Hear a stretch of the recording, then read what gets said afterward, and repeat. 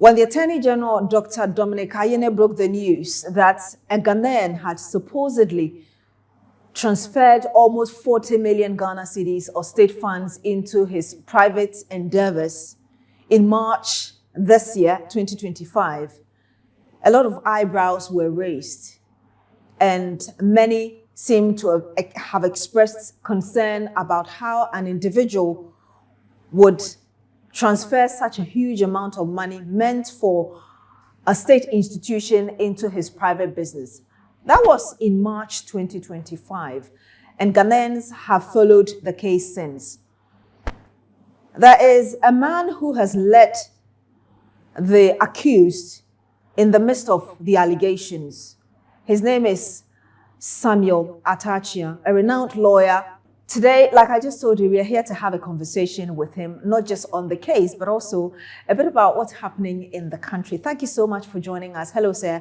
We're grateful that you agreed to have this conversation with us. My pleasure, as always. And like I did say, this case has been on since the Attorney General broke that news in that press conference, I believe on the 24th of March, 2025. And your client was arrested, that was what the AG told us, was arrested at the Kotoka International Airport following allegations of financial malfeasance as a former director general of the National Signals Bureau. Yes. You must be shocked that one person will be accused of such huge sums of money. Well, in the first place, that was an aberration that the Attorney General decided to pronounce a man guilty in the media space before starting the prosecution.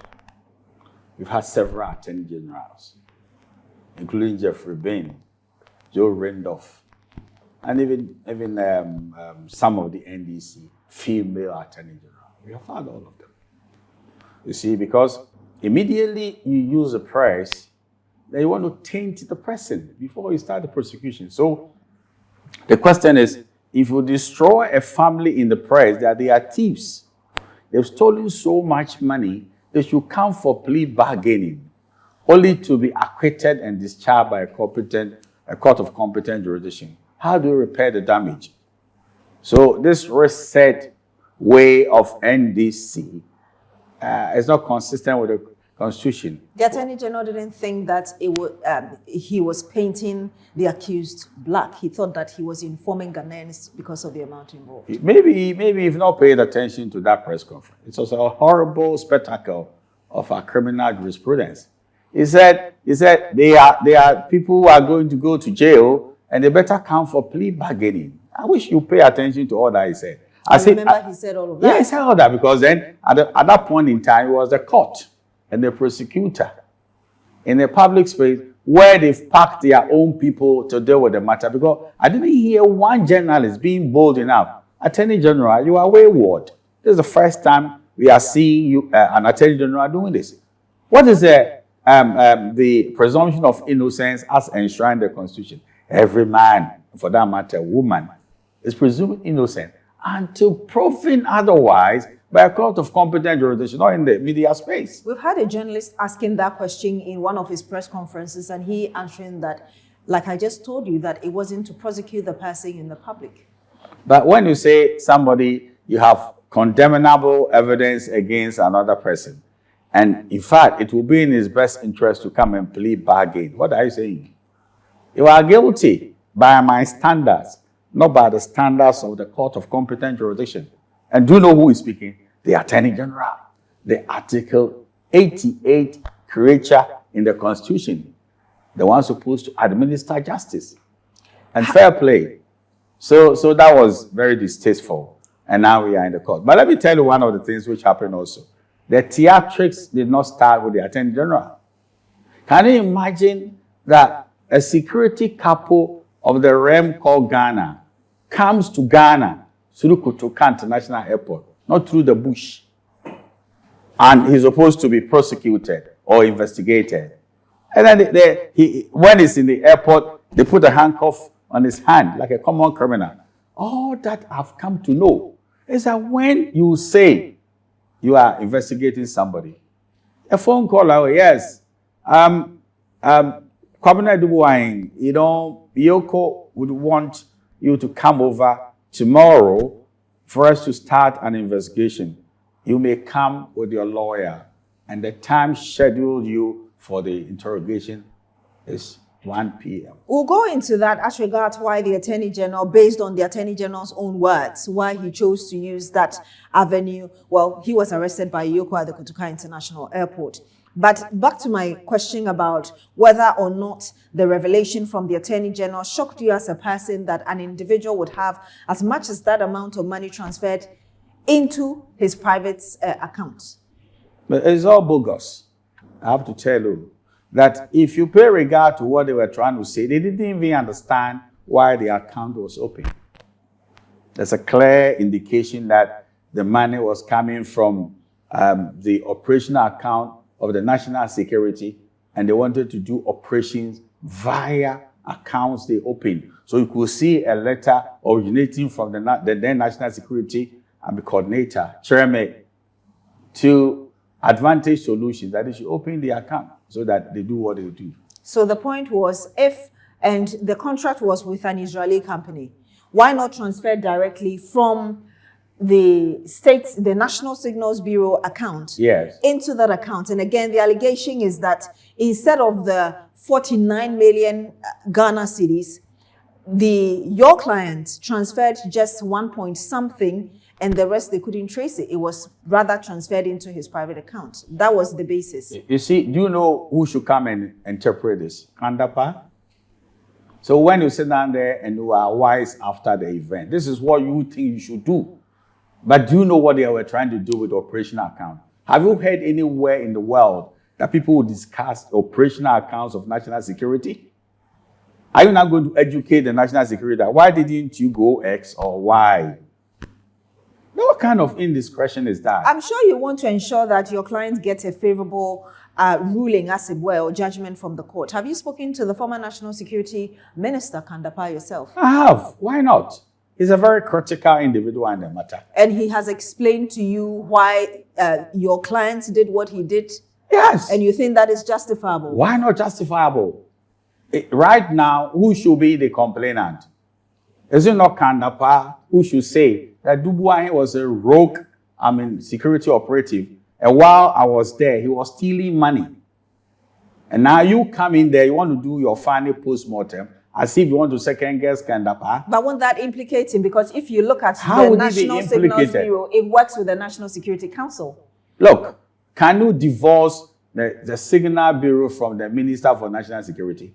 Can you divorce that office? Do you know the one who superintends over all the affairs of national security? He's a minister. This is just, excuse me to say, an appendage of the system. So you think the minister is deprived of power to superintend Kwabena Dubois? Let me get you correctly. Are you directly saying that if a Dubois is being tried, perhaps Kandapa should also be interrogated in the midst of this because everything was done in conjunction with his office? You see, don't you think the investigation is sitting upside down that you wouldn't want to call Kandapa first? In fact, the first prosecution witness, if this is a crime, should be Kandapa. How do you know the Attorney General doesn't have it in its pocket, as it were, to call Kandapa? But the trial is on. They've said they are holding 3 witnesses. We know the witnesses. Kandapa is not one of them. You talked about, and so you're challenging the Attorney General to call Kandapa if indeed he wants to have a proper case. Is that what you're saying? Well, I wouldn't want to tell you the tactics I'll use. But whoever should exonerate Kwabena Dubois, I'll call to come and exonerate him, if we come to that point. You talked about the fact that the approach the Attorney General used in arresting your client, you describe him as a senior national security couple. That's what you said. That is who he is. And he shouldn't have been arrested at the Kotoka International Airport like he did. Let me read to you a bit of what the Attorney General said in that press conference. He said that your client seemed to throw dust into the eyes of investigators by buying tickets to UK and then to Dubai, and suspecting surveillance put a stop order was placed, leading to him being arrested. How do you interpret that? Does it make sense to you that a man is playing with tickets to avoid arrest? Then he comes into the Ghanaian space. I mean, that's an absurdity. The man who is trying to run away from justice comes into a place where he can be arrested. The interpretation is that I've traveled, and so your attention will not be on the fact that I'm even back in the country. But why did he come to Kotoka International Airport? Preposterous. Why did he? The man who is hiding his travel itinerary from the investigators of this realm now comes to Kotoka International Airport, not via a canoe, but an aeroplane. You're not worried about the allegation by the Attorney General that your client tried to swindle authorities by, confusing his whereabouts? He is rather probably confused. But I don't see any sane man who is being chased by national security or security forces, and then all that he does is to come into the space where he can be arrested. You understand the people who are trying to run away from justice? They don't show up. They are in foreign climes. Who will buy a ticket that, I'm coming to be arrested? Let's be real. These are the kind of things that if you can, you get your own, choreographed press conference, so journalists will not critique the rationality of what we are saying. It will pass. I know we are not talking about the former finance minister, but I don't know, when you mentioned the bit that those who are trying to run away from justice, they will not even show up. Are you trying to bring? No, I'm not casting any insinuations at all, and I'm not intimating that that's him. I'm not saying that at all, but I'm saying that if you want to rationalize a scenario of a man who knows that is being pursued by the security forces, and then he's using air tickets to confuse them.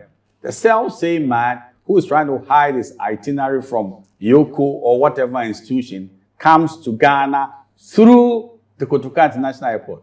Doesn't that sound absurd to you? Why would he do that? Not wanting to stay too long on this, but do you disagree with a claim by the state, of course, represented by the Attorney General, which I mentioned even in my intro, that your client, Mr. Kwabena Duboahin, transferred 49 CDs from the National Signals Bureau's account to a private BNC's account for onward payment, and I just mentioned earlier, to the Israeli company that NSB had a contract with, but only $1.7 million. That's approximately 9.5 CDs, I believe, at the rate of the time the calculation was done, and the rest used by your client and the second accused, which supposedly is his wife that you represent. It's painful to come to terms with some of these things. I'll try to be factual, not to run commentary on the matters pending before God. Let me tell you something which is very absurd. Kwabena Duboahin could not transfer money from the operational account of the national security into his private account. It was the national security coordinator who, in trying to do undercover operations, transferred the money and even gave the letter for the opening of the account so that they have the private BNC account. Today, as we are talking, we might have heard President Mahama say that now they have security, gadgets to track people, who do all kinds of things. The IPS of individuals, yes. That's the cyber security equipment, which is right with this national security, and they are using it. What has that got to do with the accusations against your client? That means he's bankrupt. The very machine that they said the man never brought into the realm is here. They are using it. And then we have concrete evidence from the Israeli company that there's even a service contract that they are continuing to service the machine. But I think the allegation is centered on the fact that you talked about 49 million Ghana cedis and you transferred 1.7. They are second guessing what the national security did. The national security did what they were supposed to do. So the national security could even commandeer $1 million into an account, and they decide how they spend it. You talked about the fact that the National Signals Bureau wanted to have this as a covert operation. Sending money directly to an Israeli cybersecurity company, does it reveal anything that that's what you are looking for? They call it decoys, madam, if you understand decoy. So people will think that, this is an ordinary importation, but not knowing that it's a national importation. So sometimes they can use decoys to take attention from, what is normal, but there's an undercover understanding. So we shouldn't sit down here and say that this is how we would have done it. We have never been in that space. And we don't understand what informed the decision for Treme to open that account. Ms. Atta, would you say that you and your client will be able to account for the 39 million Ghana cedis that the Attorney General is alleging was transferred into private accounts used for private purposes. Are you able to account for that before the court? I could tell you that everything can be accounted for, to the shock of most Ghanaians. But you know what? These are national security expenditures, and in good time, we'll see how it will be accounted for. Are you going to account for it? Why not? And let me tell you that who is this national security operative couple who wants to steal money via a bank? Let's get some common sense. Who is that? Who's going to do that? That today, national security man says that, look, I want to steal money, but the money I'll steal it from a bank. How can we do that? Your client is being tried Yes. for his operations within a particular period of time. Yes. Why did you find it necessary to ask the court to compel whichever institution, i.e. the national security, to reveal its transactional details from 1992 to date? To expose the bankruptcy of understanding of those who are prosecuting him. Because there's a pattern of national security, so that people will see that, oh, this is what they do. And you go back and find out that the national security has been using all manner of means in the operation. So that this is not new. That's what we were trying to do. And unfortunately, the judge blocked it. You've admitted in this interview that the national security wants to use decoys in its operations. If indeed that is the case, then there was no point asking for the national security to review its transactional financial activities when you know that that is also supposed to be protected. But they don't want to protect that. They know that they should go and do indoor investigations because it's national security. They should, even if they have dirty linen, they don't watch it in public. So if the man stands and the wife, they stand on the verge of going to jail, that every arsenal they have, even if it means that, oh, let's go and resurrect Kojo Chikata of old to come and explain that what you are trying to do is so mundane. And by operations of the national security, there's nothing criminal about it. You use every arsenal we have to expose the innocence of our client. But that is exposing the national security apparatus. You're protecting your client to the detriment of the country's national security. I think this should be addressed to the Attorney General, who thought that you should go to the press and blow national security. But you matters. asked for the document from the national security. When they have a noose around our neck, and we have exculpatory evidence that will show the innocence of our client, and we stay aloof, so that if they don't respect national security, where do we stand? And it is based on that same exculpatory evidence that the Attorney General or the court rejected it. And I know you're appealing that. We have appealed it. You have appealed it, which is why you're asking the court to halt proceedings until you have the result of the appeals court. But the fact that the Attorney General or the state feels that you want evidence from me to exonerate your client, I won't give you. Shouldn't that tell you that perhaps you're not asking for what you need to ask for? Madam, it's not that Kwabena Dubuahin and Angela is asking for too much. The law says so. Article 19 talks about exculpatory evidence, that a man should be given the facilities for him to defend himself. And if we have anything in the hand of the prosecutor or agencies under the state, they should surrender those things so that an innocent person will go to jail. So exculpatory evidence is not the invention of Kwabena Dubuahin. It's in the law. What will you do if on the 17th of October the court rules against what you have, requested for? Ma'am, I advise myself. I wouldn't want to second guess what the judge would do because that's not the professional thing to do. But at every turn, I will advise myself in accordance with the law. That's what I'm going to do. The Attorney General, Justice Shremsai, has accused you of, and I'm quoting him here, throwing the matters in the case to the media and putting pressure on the case. How do you respond to that?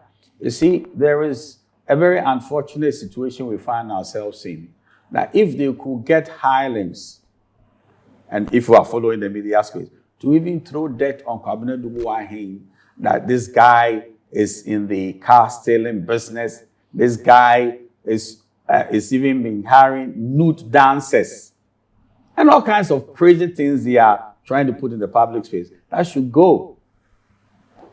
Honorable Sremsai has not had, if you like, the moral courage to say that. Why are you besmearing a man when we are trying him? It doesn't minister to him at all. And therefore, we are the dummies. We should keep quiet when they are throwing the feces at us. We shouldn't say anything. Why should we permit that? Is there an indirect way from your side of courting public opinion instead of following through with the court based on the allegation of the Attorney General against you? I didn't see even the basis of the allegation of the Attorney General. How can I bring any pressure to bear on the judge? How am I going to do it? Understand? If anybody is press shy, they started it. Madam, I've told you something. Joe Randolph has been an Attorney General before. Nana Joe Gate, Akyea. I've never seen an Attorney General who believes that theatrics is equal to competence. If you are strong in the law, you go to the law court. You don't try to entertain the press. But when they say bring the proof, can you imagine that somebody says there is an account, the private B&C account, the proceeds of the so-called crime, and they used the money to purchase property in the United Kingdom. Now the man says that, can you make disclosures as to who the vendor of the property in the UK is? How much did it cost? And when was it bought by Edubuahin? Can we see the nexus between the private B&C account, the receptacle of the crime, and the acquisition of the property? And the Attorney General is running away from it. The state is claiming that it has all the documents for this prosecution. Oh my God and King. There's even embarrassment concerning, documents that they will take part of the document away. The B&C, private B&C account, missing pages in the account. And then the man you want to jail says that, look, why are you trying to hide the evidence? Can I have the evidence for me to prove my innocence? I said, no. And that's why we are in the Court of Appeal and we're going to pursue it. You claim that the Attorney General has been using theatrics and, of course, the media to disseminate information about somebody who is supposed to be innocent until proven guilty. How are you picking this up with the AG that, per your claim, what he's doing is wrong? He's prosecuting your client in the Court of Public Opinion. We're very nervous about engagements with Attorney General. Although both Attorney Generals, the Attorney General substantive and the deputy, they are all my juniors at the bar. I look petite, but I'm not young at the bar. We are good friends. The genuine reason why we can't, cross-fertilize is interpretations. But people go and say, oh, look at Atta trying to influence the Attorney General when the case is pending. But for that, they are all aware. And they are both professionals. But if you claim that he's prosecuting your client, you should pick it up. Well, I know what to do.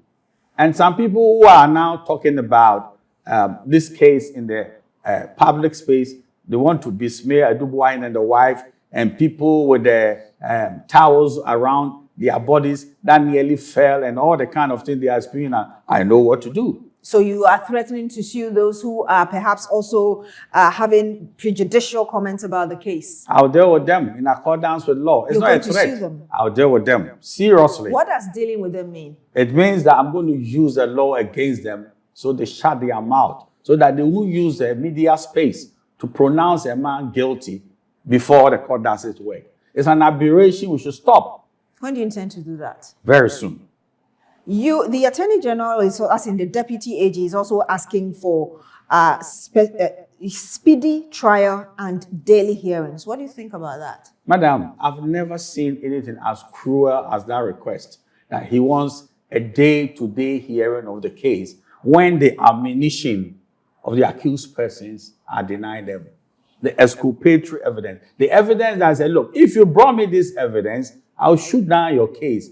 And if the case is not shut down, when you do a submission of no case, say you have a case to answer, you put together a credible defense. How can you disarm a man with the evidence he's going to use in the case and say that, oh, I will do the case day to day. I'll finish the case and block the evidence. You call that cruel? Oh, it's horrendous. I've never seen anything which is an aberration more than this. But I thought the desire of every lawyer was to ensure that the case of his clients run very speedily.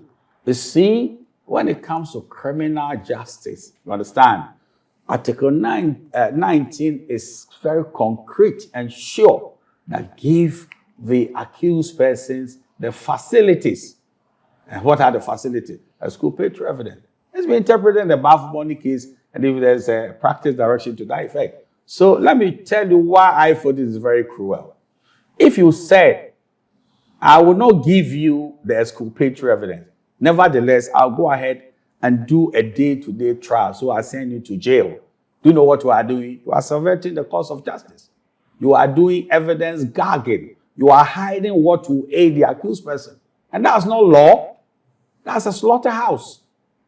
If you went ahead and you said, okay, I have good things about it. Today, I'm telling you that we have it as evidence that the so-called cybersecurity gadget, even the president referenced it in terms of the IPS of individuals. Yes, it's sitting there. And then in your charge sheet, you say that it was never supplied. What are you doing as an attorney general? You know it's been supplied. Do you want to falsify evidence against an innocent man so he goes to jail? Is that justice? That might be one part of it. The other part is what I mentioned to you earlier, which you're aware of, about the amount of money that was transferred to a supposed private account and how you intend to account for it. My sister, Kwabena Dubuahen is not a novice. In the national security space, he's one of the seasoned men, and he will not steal via a bank account. That's how juvenile the scenario is. Why would he do that? And everything national security is doing, when you get into the proper space, it will show. It should be kind of part telling the whole world that when I was a national minister, Kwabena Dubuahen cleverly opened a private account and stole money, and he used the monies for his private purposes. Now they say, you are alleging that he used the money for a private purpose. Can we have evidence how he took money from the private BNC account and bought a house in London? They don't have it. If I'm taking what you're saying for it, then it means that indirectly, the Attorney General may be considering Kandapa as a complicit, because it was in conjunction with the National Security Council. It's his decision to do what he wants to do. But I'm saying that I do not see how anybody can separate Kandapa from what is going on. Because you see, the so-called shenanigans, was done under Kandapa when he was the Minister for National Security. So it is Kandapa who should say that, look, on my blind side, a private account was opened and somebody siphoned money from it. Not that, what is going on via Yoko. I want to find out from you, the court is currently on legal vacation, right? That is so. And your appeal has not even been looked at yet. Yes, please. So what do you expect from the appeal, and indeed which would have rippling effects one way or the other on that substantive case, which is expected on the 17th of October? I'm so glad you are so intelligent. You're talking like a lawyer. You see what is happening? You filed a motion for stay of proceedings pending appeal. What is appeal about? We have been deprived of exculpatory evidence. We've been stripped of the weapons of our warfare. And therefore, we don't see how this trial should continue. So the judge should stay proceedings. And let's see what the three wise men will say before we continue. And that is what a judge will look at. That given all that there is, people have been stripped of what they would need to defend themselves. You want to continue nevertheless? You deny a man his evidence which shows his innocence. What are you trying to do? I want to move on. Do you have any final word on this? Because I want to move to the NPP. I have to tell you the truth, that if the Attorney General believes he has an iron-cast case, as he told the press, then why is he running away from bringing to us the exculpatory evidence? It already said that it has the documents. I believe he wants to give it to the court. But the court will not have any need of the documents. We will have to use the documents to shoot down and contradict the prosecution case, and also to strengthen our case, if we should come to that. Is that your final word on the Edubanya Yes. case? I want to move to the MPP. Are you happy with the current state of the party that you've been with for a very long time? Well, what is happening in the party? Now they are looking for a flag bearer. That is what is happening in the party. Sometimes they should flip the argument.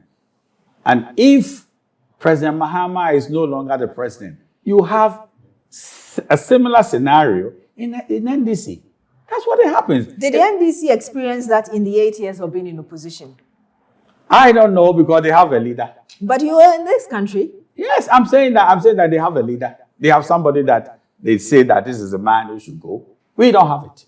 So right now, what you are seeing is the normal political dynamics where people are competing for the flag bearership. But shouldn't you be worried? Because we've had some of the flag bearer aspirants accusing the party executives of trying to project one candidate against others. One of the individuals who's spoken, for instance, is Kennedy Japan. Well, the executives of MPP, how many are they? Go and romance the crowd and win. What are they going to do? What is the executive of MPP going to do in the final outcome of who becomes a flag bearer? I don't get it. The executive of MPP, they are not 50. They are not all over the country. So the point you're making is? The point I'm making is that if you believe you are the most credible candidate to become the flag bearer of MPP, people should tone down things which are not right and go on the ground and campaign. Which of the candidates is your pick? I've told the whole world, Dr. Muhammad Bawumia is my candidate. And that is the candidate people feel that the party is pushing for. And How they feel are it's they pushing? unfair on them. What is unfair on them? Has anybody blocked them from going to campaign on the ground? Is there any blockade in terms of going to Tamale, Chibi, Apapem, and places to go and say that you are the ones going to elect the flag bearer? They call them the delegates. Has anybody put the delegates under lock and key? So what they are trying to project is unfounded. The CDD is quite unhappy with what it calls the monetization of our politics in Ghana. Why is the MPP asking 4 million Ghana cedis from candidates for party development, in addition to the other amount of monies that you're asking the flag bearers to pay? That's like it goes to the highest bidder. It's not like that. When you elect, I want to lead a party, your tentacles should be wide and deep. So therefore, your constituency, the people who believe in you, that you should be the flag bearer, if they can't give you $4 million, 4 million, then don't start. Are you not destroying Ghana's democracy through that? But who tells you that you run such a program in which the party has to be resolved? Don't you think the party is trying to raise money that, oh, you say you want to lead a party, you must have a very large constituency. So therefore, those who believe in you, let everybody give you 5,000 Ghana cedis. Wouldn't it be more than the 4 million Ghana cedis people are talking about? But if you can't raise that money, how can you aid yourself? The risk is that you're monetizing politics. I don't believe so at all. If you are in opposition, you raise money. So it's a sensible way to raise money. But if a man says he's credible and people should vote him as a flag bearer, and he can't raise 4 million Ghana cedis, that means he doesn't count. He's not even influential. Who is telling you that you are the one going to pay the money? So you have your whole army of followers and say, look, because you believe in me, can you dole me out 10,000?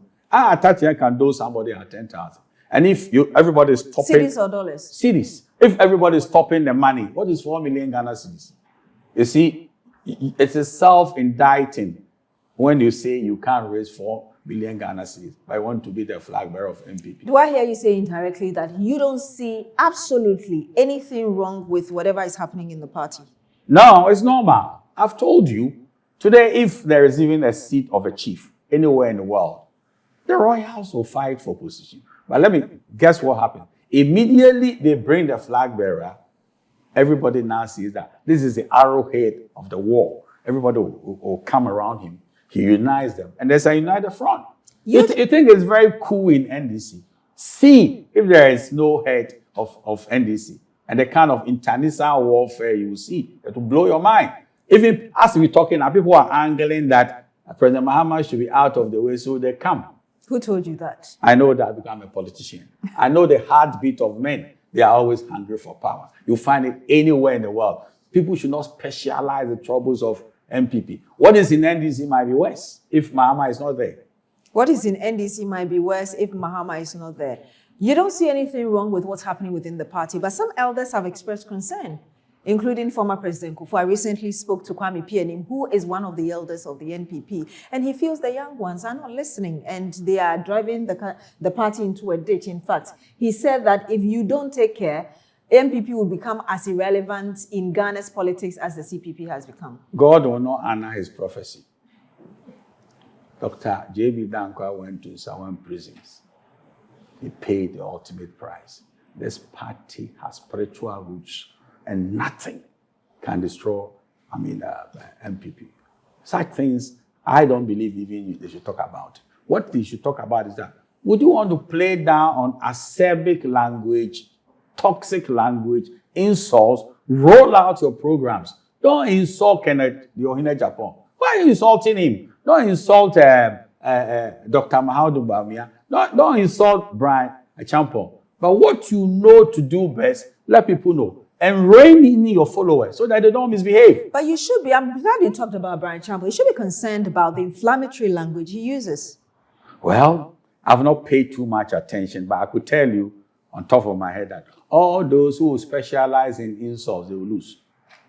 What will romance the ground are your solid ideas. It's not about your track record, what you can do for them. I mean, what is the dividend in running down your neighbor so you get significance? You think you can lower somebody so you become big? So it doesn't work. With Brian Achampong, for instance, what people are concerned about is how he talks and people feel that he's instigating violence. Well, I have not followed the kind of posture of Brian Achampong, but if that's what's going on, and he's my friend and my brother. I'm surprised you haven't. Well, because I have not seen serious activities going on. Sometimes they gather people and they talk. I don't see people now saying that these are my ideas. I am the future of MPP. This is what I'm going to roll out. As for those kind of considerations of trying to insult this person, trying to lower this person, I can say that will be their burial ground. If there's a flag bearer who has specialized in insults, I don't think he'll rise beyond what he's doing. And you're confident that the MPP would come back in 2028? By the power of God Almighty, and given what we are seeing, it's not easy. For the first time, I heard somebody say that, oh, you know why the dollar, was going that way? It's because of Bank of Ghana. So now let's leave Bank of Ghana to not to interfere with the economy. I said, oh, so this one was fake. And people were clapping. We are in town. When we came in here, now the dollar is now 10 to, I said, oh my God. Mr. Atta, I want to be dishonest on your part to say that because the NDC came to meet almost 17 cedis per dollar. Yes, took it to 10, now it's risen to above 12. I'm not being dishonest. If you say you don't pay contractors, the government owes contractors to its neck, and therefore let's create an artificial physical space. What do you expect? You know that people are now crying because they took bank loans and roll out projects for the benefit of the government, and they are not being paid. That is an artificial economy, is that not? When we are not spending, that's an artificial economy. Is that not so? You seem to be indirectly assessing the Mahama administration, but I'll still ask you what will be your general assessment because a number of Ghanaians seem to score him high. Well, I am very concerned about the rule of law. I don't see it. Today, people are being stampeded. Even now, I'm of the view that some of the matters that they are dealing with Yoko has no mandate to do what they are doing. Like which ones? How can you say that somebody is, dealing with cars, and that should be the remit of Yoko? It's the Interpol, CID. Because are you talking about the Shatawale issue? Oh, those issues. What for? Now you want to reduce Yoko to the CID. Yoko deals with matters involving the state. So people have ripped off the state. But I'm sure you know the circumstances surrounding Shatawale's car. I know. Well, it's a private thing. If Shatawale bought a car from America, it was a stolen vehicle, it is not Yoko that follows a private man's car. It's not a government car, but Interpol. If you know where Interpol is, CID headquarters, they will be giving the alert that somebody has brought in a very expensive car. The car is stolen. And when they get the alert, the Interpol will follow. Even when there was supposedly murder involved? What murder was involved? And Yoko is now in the realm of murder. You know the ones who have been specialized to look at homicide and the rest of it. CID headquarters. So there's abuse of power when you see Yoko doing all manner of things and imprisoning people and hiking, bail terms and conditions, you know. So when I asked you about you assessing the Mahama government, you're talking about rule of law. Yes. Is that all you've got to say about his government? I'm a bit skeptical about the fight against Galamsey. Understand? Because we were run down seriously that we were doing a lot of Galamsey. Now, I heard for the first time, and I was shocked to my soul, that, even if it's illegal, insofar as we could rake in $5 billion via the gold whatever agency. Gold board. And then we are making some money. So when we degrade the environment, and when we will soon be net importers of water, it's good for the president. So long as we are making some money. Ms. Atta, I'm sure you've heard government officials, including the president himself, say that we should be able to distinguish between illegal mining and small-scale mining.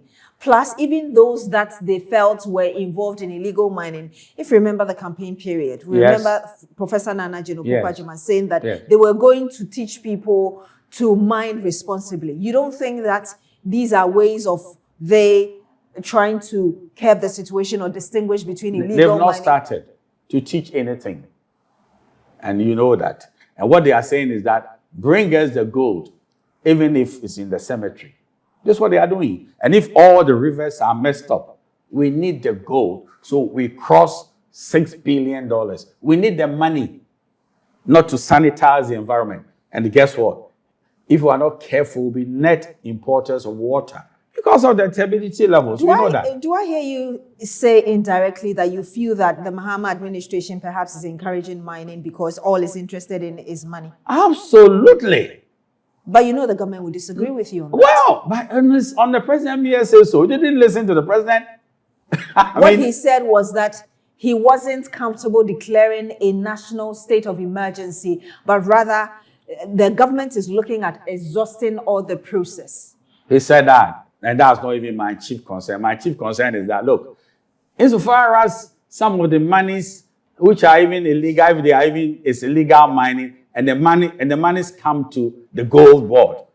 And recently we had $6 billion. It's a better arrangement. And if people do not have work to do, and then they are doing illegal mining, what do we do? And somebody posed a question.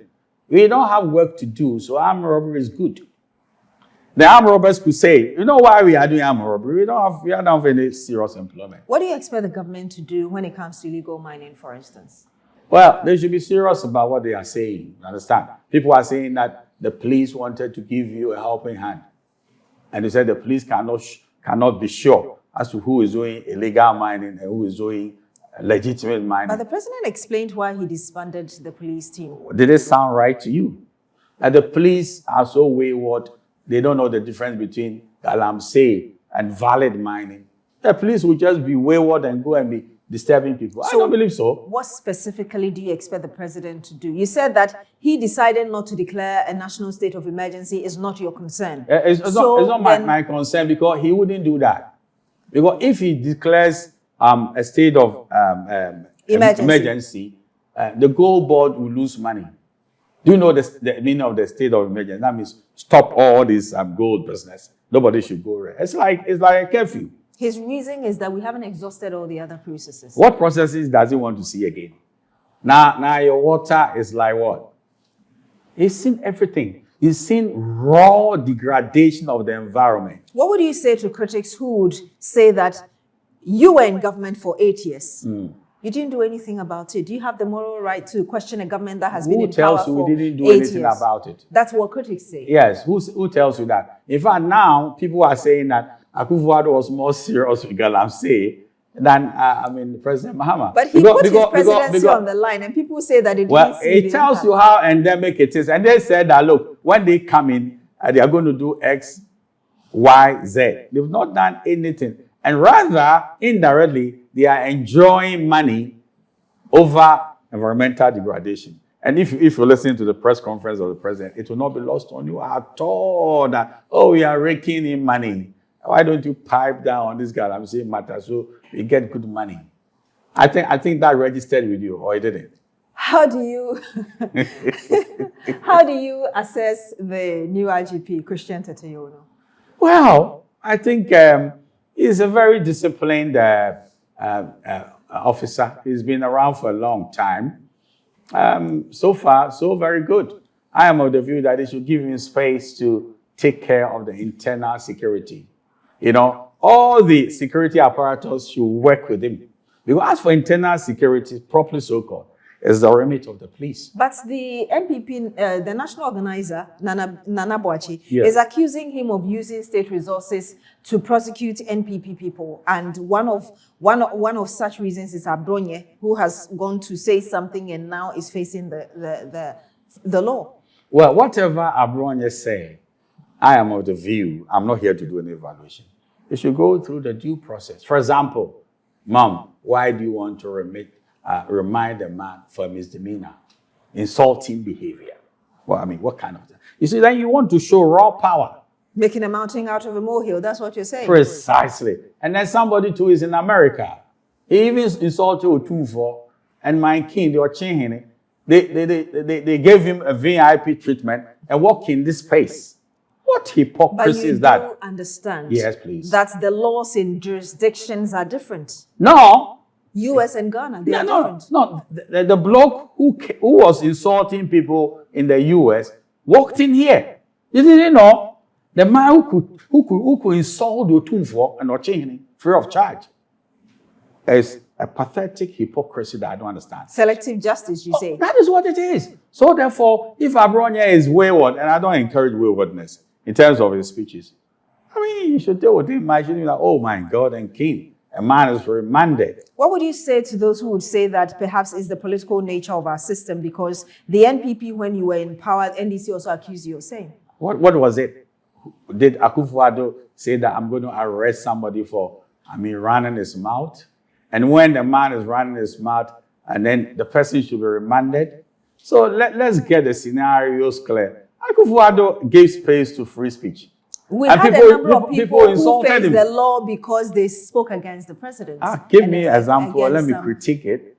I don't know what we're talking about. If there is somebody who said he criticized Akufo-Addo, the next minute they picked him up and then he was remanded for criticizing Akufo-Addo, let me know. I'll give you that in the course of this conversation that we are about wrapping up. But what's your thoughts as a lawyer on the removal of the Chief Justice?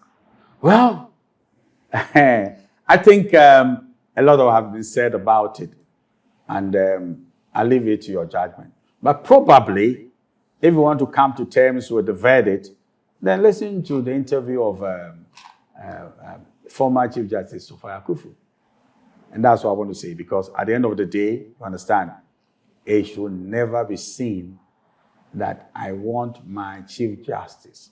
Because a lot of people are making accusation that before you came to power, you said you clean up the judiciary. So is it in fulfillment of the clean up the judiciary that this lady has been booted out? We leave it to Ghanaians to judge. I practice before the court, and I'm very careful not to be seen as if I'm fighting. I mean, some people who are in charge. I could let me let you know that whatever it is, there are consequences. There are consequences? Yes. What do you foresee? Well, you get another person that, oh, when I don't like this Chief Justice, I'll change the person.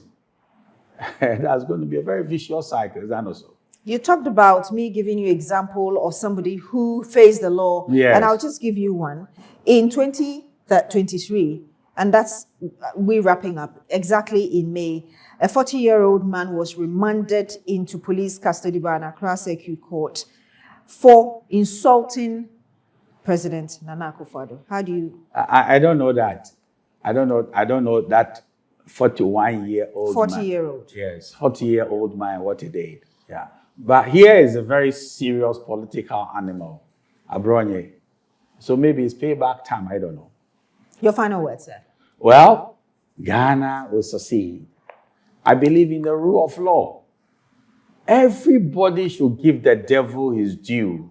And that is what I'm expecting for my client, Kwabena Dubois and the wife. Let justice be done, even if the heavens will cave in. It should never be said that they are trying to conceal evidence to get a man in prison. We should have justice delivery, not a slaughterhouse. That's what I would say. That reminds me, though, do you want to comment on one of your clients who decided to let go of you whilst in court? Do you want to talk about it? Madam, I don't have a choice over the thinking of my client. If my client should say that she doesn't need me any longer, what should I say? You see, a lawyer should not force himself on the client. But the good news is that, here am I defending Kwabena Dubois and the wife and the fourth accused. So I don't know the permutations and what went through the mind of the third accused, but I don't hate her. It is her right to choose a lawyer as enshrined in the Constitution. Mr. Atta, thank you so much for having this conversation with us. I'm so enlightened by what you are doing, and you have a good brain. Keep it up. Thank you. Yes. Thank you so much. So that's our conversation with former Member of Parliament for Abuakwa South. Until he exited, he held that position from 2008 and never allowed anybody in. And is the lead counsel for the accused, the former Director General of the National Signals Bureau, Kwabena Dubois. Thank you so much for joining us on this conversation. My name is Beatrice. Join us again next time.